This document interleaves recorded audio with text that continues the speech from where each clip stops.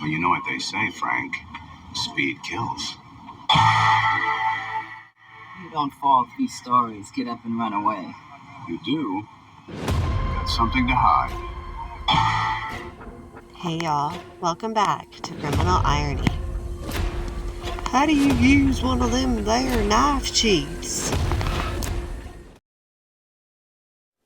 I recently had a revelation when it came to some of the key evidence in the Idaho 4/Bryan Kohberger case.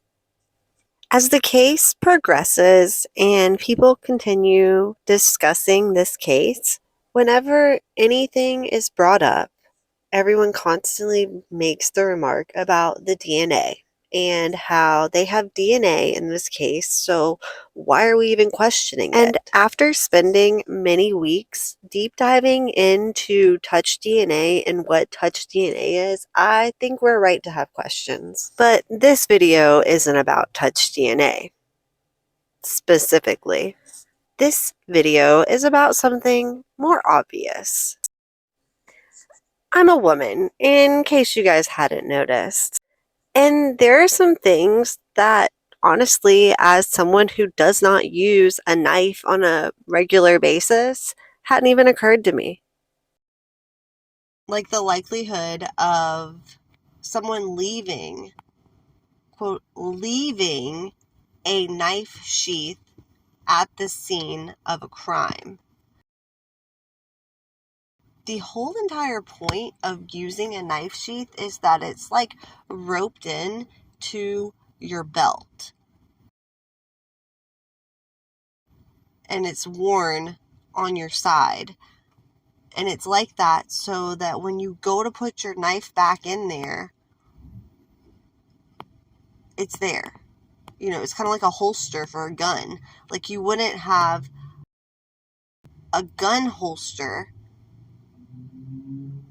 Like, you wouldn't carry your gun holster. Do you know what I'm saying? Like, that makes no sense. So why would someone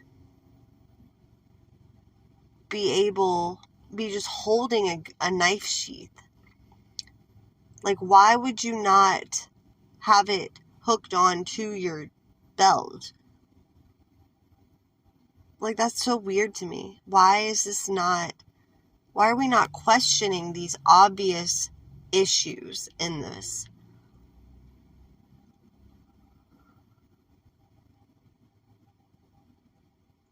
The likelihood of someone carrying around a knife sheath, like, in their pocket is unrealistic. If you are, and especially given that the implication is that this person came in to kill these people in like 20 minutes flat, like one person versus 4 in 20 minutes flat, and you're gonna tell me this guy had like the willy-nilly dumbassness to sit there and walk in there with a sheath in his hand holding a knife, and yet there is no other DNA that was left at the scene? I don't buy that. I don't believe that. I don't think that that is realistic. That like my brain is based in reality and like what would really happen. And if you are thinking that someone is sitting around holding a knife sheath, like, what are you doing? I mean, it's pretty much like you thread it into your belt and then it's like on the side. So there's like a buckle. Like his entire jeans or pants would be ripped. There would be thread. There would be some other evidence from this knife sheath besides this itty bitty speck. And y'all, the speck of DNA that they have and are basing this entire thing on is wild. Like, one, it's not even a complete DNA sample. It could be like, hey, I was talking to you or I was talking to Bryan and Bryan was talking to me and I'm about to go like commit this crime. and he is talking to me, and the literal saliva from his mouth from us having a conversation got onto my phone or onto my hand, and then I went and committed a crime. And now this man is being held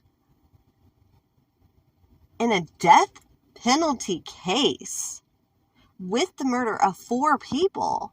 Y'all, that is not reality. That is not what's going to happen. That is not, like, I don't care if it's DNA.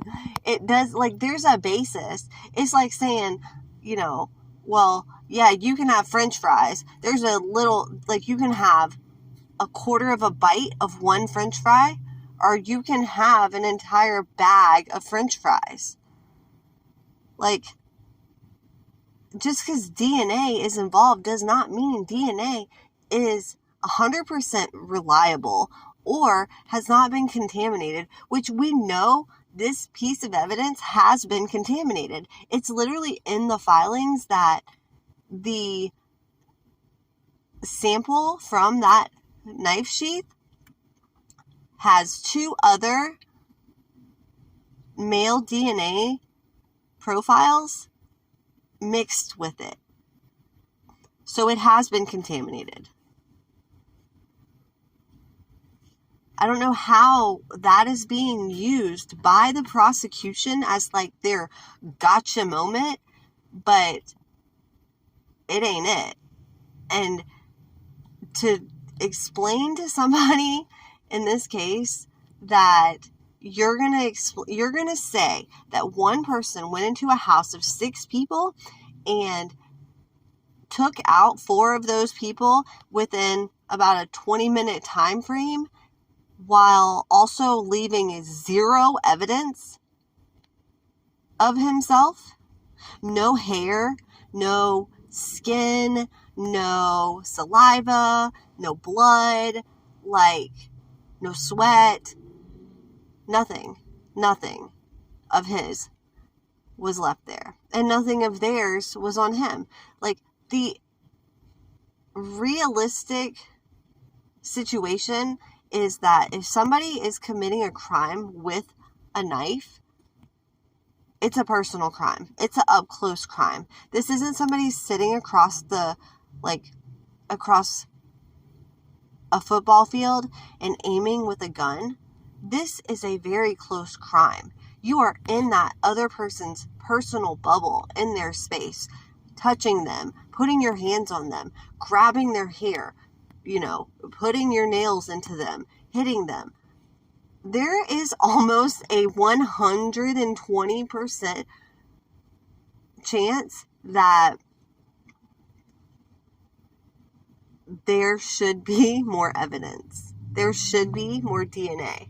There should be DNA from him all over the place, because it's already been reported that at least like 1, probably 2 of the people fought back. So whether Kaylee and Xana fought back and there's literally no evidence from Bryan Kohberger on either one of them, I find incredibly suspicious and questionable and doubtful. You're up close in somebody's face, hurting, brutally hurting them with a weapon, and you're holding your friggin' knife sheath like a dumbass in your hand. Like, what is the how likely is it that you would not nick yourself, hit yourself, sweat, spit? I mean, damn, I can't even have a conversation without spitting. Come on. This is not, y'all, there is something going on in this case. And either it was handled poorly from the start, it was something was mixed up, something was awry, but you cannot, I have reasonable doubt to believe this evidence that they're like constantly, where it is constantly brought up, oh, but the DNA on the knife sheath, on the button clasp of the knife sheath, which is literally a mixed, this is like 16 cells of DNA worth.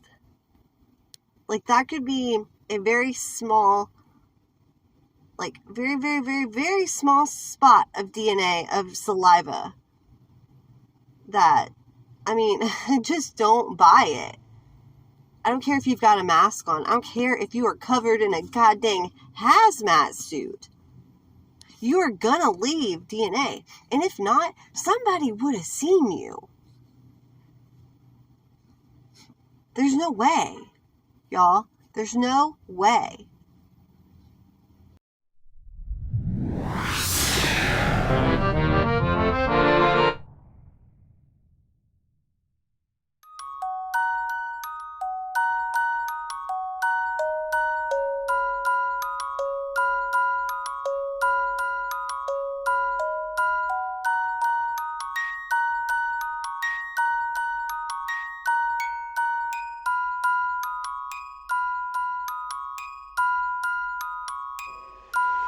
Thank y'all for watching Criminal Irony. See you next time.